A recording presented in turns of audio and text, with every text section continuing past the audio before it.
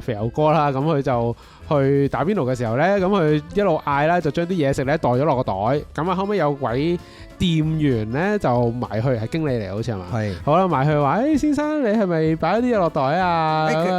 你 skip 咗佢個字眼，好啦，佢用呢個字眼係用得幾好嘅。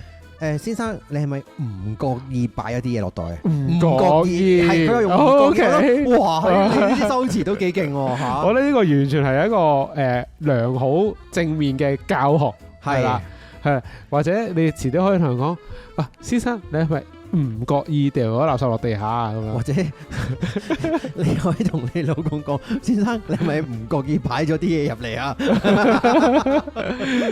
？OK， 係咯，就係咁樣咯。先生，你係咪唔覺意講咗粗口啊？咁樣，咁佢跟住就叫佢拎翻出嚟啦。咁樣嗰個反應，佢第一句都係冇啊，邊有啫？